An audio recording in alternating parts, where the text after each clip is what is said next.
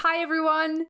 This is Professor M. Does Science, and today we're going to talk about the eigenfunctions of orbital angular momentum in another one of our videos on rigorous quantum mechanics. Angular momentum eigenfunctions allow us to describe the states that correspond to the fixed, quantized eigenvalues of angular momentum. They are central to understand the hydrogen atom, and they also help us to understand other systems where spherical symmetry is important, for example, the scattering of particles by a central potential. The mathematical form of the eigenfunctions is not particularly easy, but the derivation involves some really nice maths tricks, so I think you will enjoy the video. So let's go! Orbital angular momentum is a physical property associated with the motion of particles in a three-dimensional Euclidean space.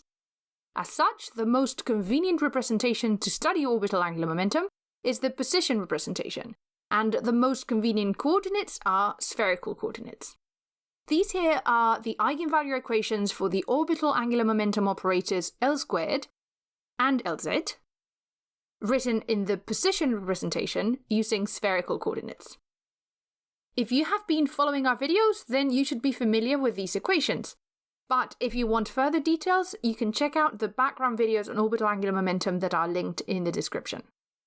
So just as a quick refresher, this term here corresponds to the L² operator in the position representation.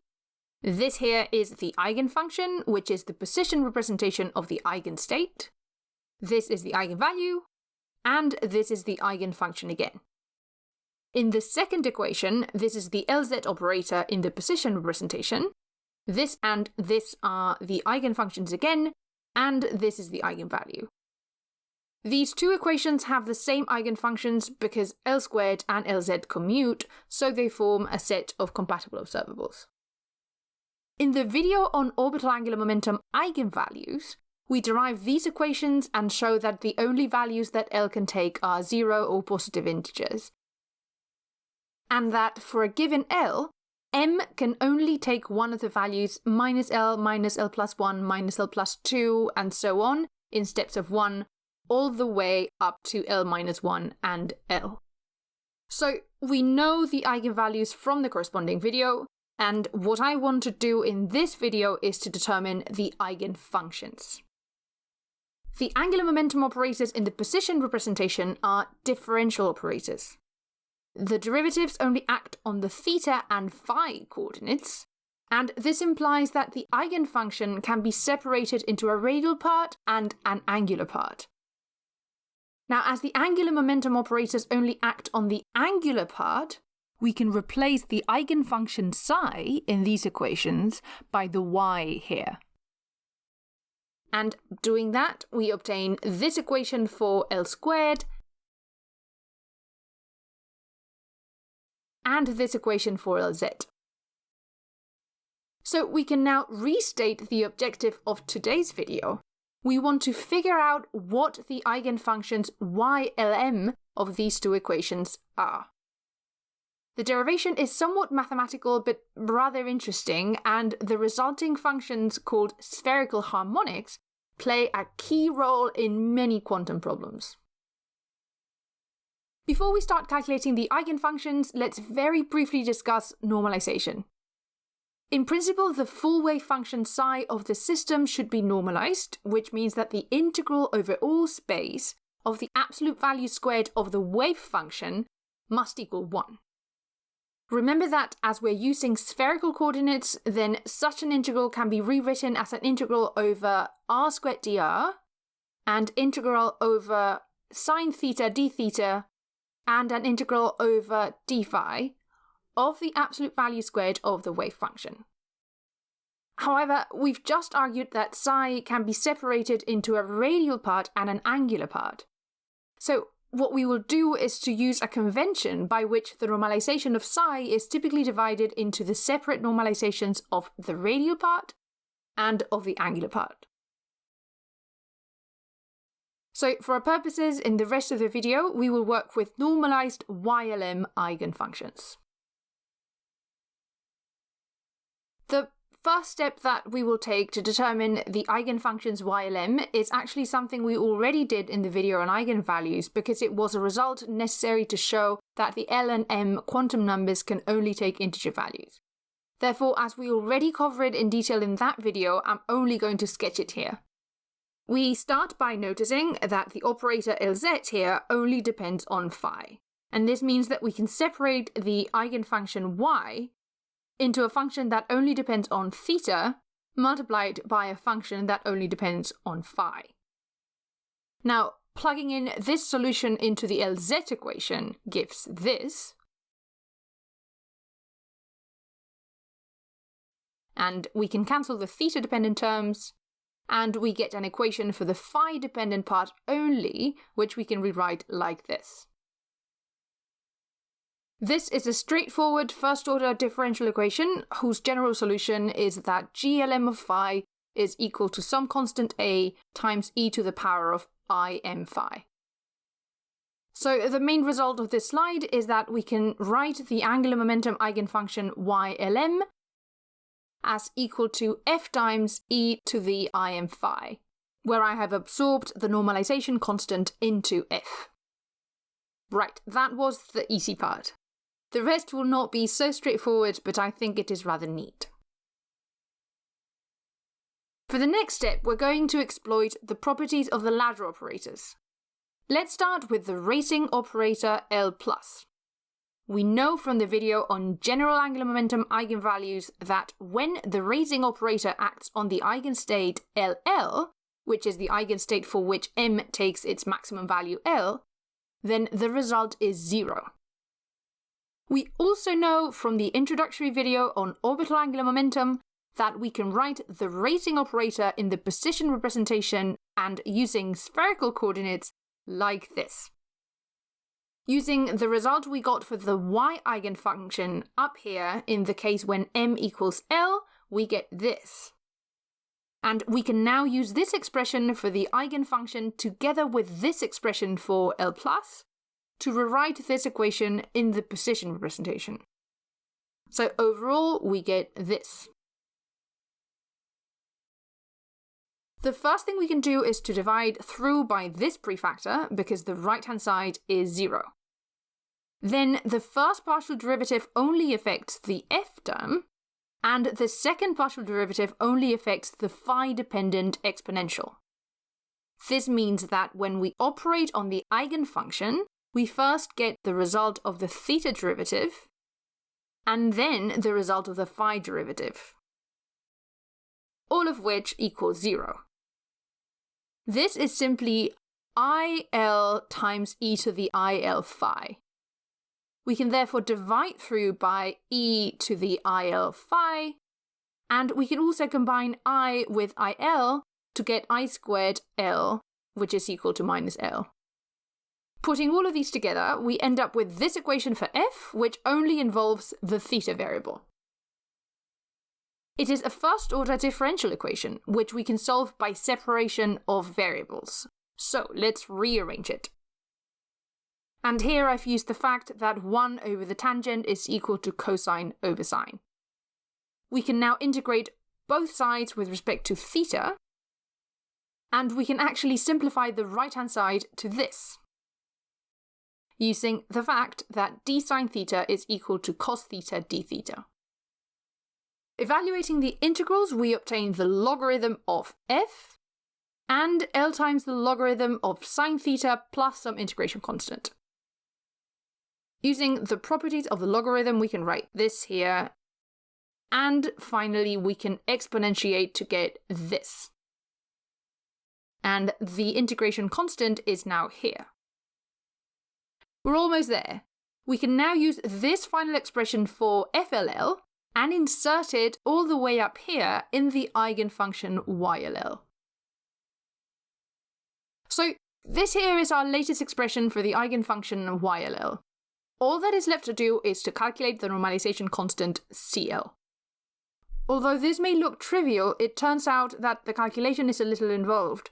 So what I will do for now is just to quote the result, which is that CL equals minus 1 to the power of L divided by 2 to the L times L factorial, multiplying the square root of 2L plus 1 factorial over 4 pi. If you're mathematically minded and want to see the calculation of CL, which is actually quite fun because it uses some neat maths, then you can find it later on in this same video. But for now, let's just assume this result and go back to the eigenfunction YLL. We can now write it as the normalization constant sine theta to the power L and e to the power IL phi. So that's it. This is the eigenfunction for the case m equals L. To determine the rest of the eigenfunctions, we resort again to the properties of the ladder operators, in this case of the lowering operator L-. We know that its action on an angular momentum eigenstate Lm is equal to this prefactor times another angular momentum eigenstate Lm-1. Therefore, once we have the eigenfunction YLL that we have just calculated, we can apply the lowering operator once to get YLL-1, and applying it again we get YLL-2, and so on all the way to YL-L. To do this, we need to write down the lowering operator L- in the position representation, which we already did in the introductory video on orbital angular momentum, and this is the relevant expression. We then simply apply this lowering operator starting from the m equals L eigenfunction, and in this way we can generate all the eigenfunctions with all possible values of m. In addition, this prefactor here already ensures normalization, so we only have to worry about normalizing the starting state YLL, and then all of the rest will follow. All this means that the strategy to generate all the eigenfunctions is conceptually very simple, but in practice calculating the maths is rather tedious. So, if we carried out these calculations, we would find that the eigenfunctions of the angular momentum operators L² and Lz, labelled YLM, are given by this admittedly long expression. These eigenfunctions are called spherical harmonics. As you can imagine, you don't have to remember them. It's good to do the derivation once, but from now on, whenever you need the orbital angular momentum eigenfunctions, all you need to do is look them up in the literature. However, when you do that, you do need to be cautious. Depending on the literature that you consult, you may find different expressions for the spherical harmonics. These different expressions are, of course, mathematically equivalent, but it's important to be aware of which form you're using. Okay, so what we've discussed so far is the general strategy to calculate these spherical harmonics. From a conceptual point of view, we have sketched every step of the calculation. However, we haven't really carried out every mathematical step explicitly because many of the steps are a bit convoluted. So, feel free to stop here, pause the video if you're satisfied with simply knowing that these are the spherical harmonics. But if you're curious to see in some more detail the mathematics involved, then what I will do in the rest of this video is to show you how to calculate the normalization CL up here in detail. The derivation is actually quite fun and involves some really neat maths, including, among other things, interesting integrals and recurrence relations. So, if you're continuing with me, let's get going. So, this here is the latest expression that we got for the eigenfunction YLL, where all that was left to calculate was the normalization constant CL. As we've discussed earlier, we require that the integral over all the angular variables equals 1. Using the expression for YLL that we just derived, we have that the argument of the integral is this, so that we can rewrite the integral like this. The phi integral is trivial and gives 2 pi, and we can now isolate the absolute value squared of CL and get this. This object here is a definite integral over the variable theta, so it will be some number, which we have to determine, but for now I will just call it IL, so that we can write CL like this. So all we have left to do is to calculate IL. The first step is to make a variable substitution. Let u be cos theta, so that du is minus sine theta d theta. For the integration limits, when theta is 0, then u is cos 0, which is 1. And when theta is pi, then u is cos pi, which is minus 1. Looking at the argument of the integral, we can rewrite it like this. And then, using the standard result from trigonometry that the sum of the cosine squared and the sine squared equals 1, we get this. Putting everything together, we can rewrite the integral like this. And reversing the integration limits, we get this. The next step is to rewrite the argument 1 minus u squared to the power L as 1 minus u squared times everything else. So multiplying through, we get this. And we can therefore rewrite the integral IL as equal to two terms. The first comes from this one and is this. And the second one comes from this one and is this. This term here is simply IL minus 1, and we have to figure out what this one is. So here I have the integral IL that we're interested in, and this is the term that we have left to calculate. To do so, we first need an intermediate result. Consider the derivative with respect to u of this quantity, which is equal to L times 1 minus u squared to the power L minus 1, multiplied by the derivative of the bracket, which is minus 2u. Rearranging, we get this. Leaving this result on the side for a moment, we can now rewrite our integral like this. All we've done is to multiply by minus 2l here and divide by the same quantity here, and then separated the u squared into this u and this u. Now, very conveniently, we now have this bracket here that is equal to this. So we can rewrite our integral like this. In this form, it is now straightforward to use integration by parts to get the prefactor, the first term, and the second term.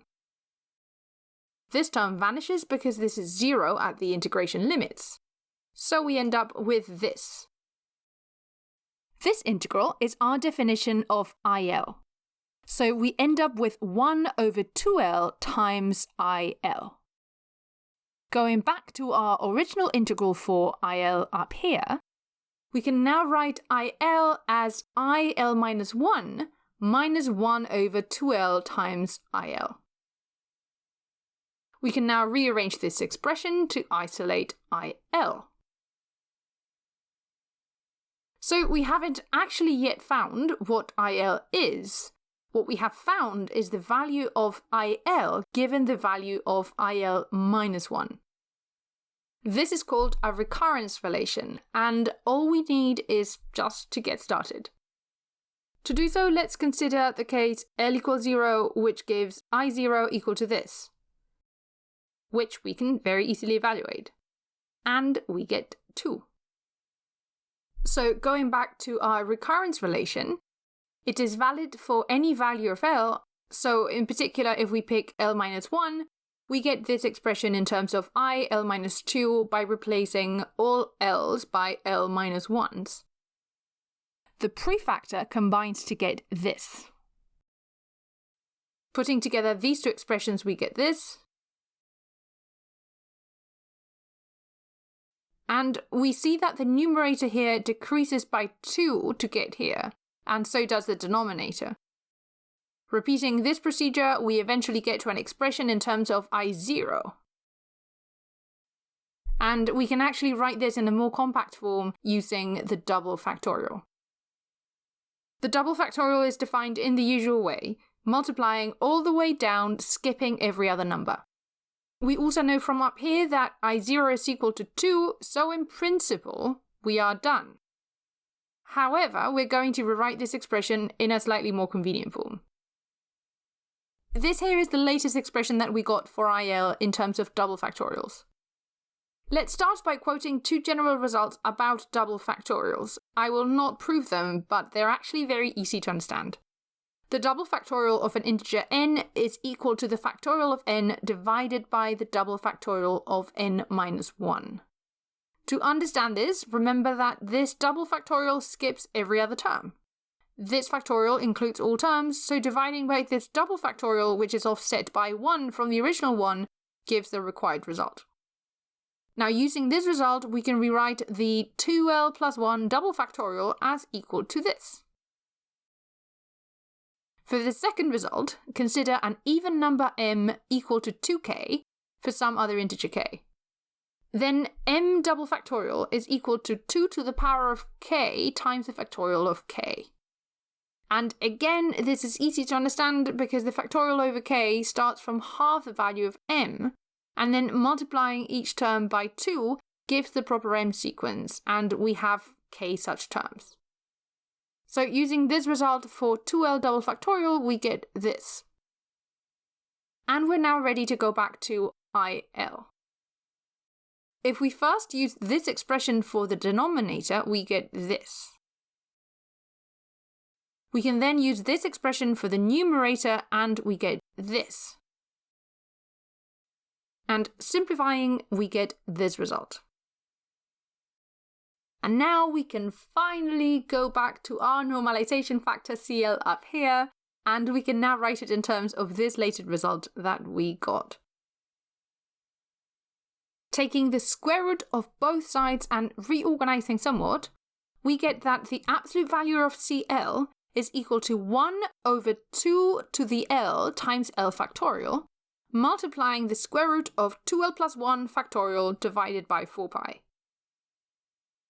CL is in principle a complex number, so we still have to determine its phase. This phase choice is, of course, arbitrary, because we only ever get the absolute value squared of this quantity in quantum mechanics, so we could in principle pick any value for the phase. The usual convention, though, is to make a phase choice such that even and odd values of L have a different sign, so finally we get CL equal to this. And this time we really are done! This is the expression for CL that we used earlier on to build the full expression for the m equals L spherical harmonic. Spherical harmonics are the eigenfunctions of orbital angular momentum. Although their mathematical form is not particularly simple, they are very important in many systems, for example, the hydrogen atom. Spherical harmonics are also rather beautiful when visualized, so I really encourage you to check them out. And as always, if you liked the video, please subscribe.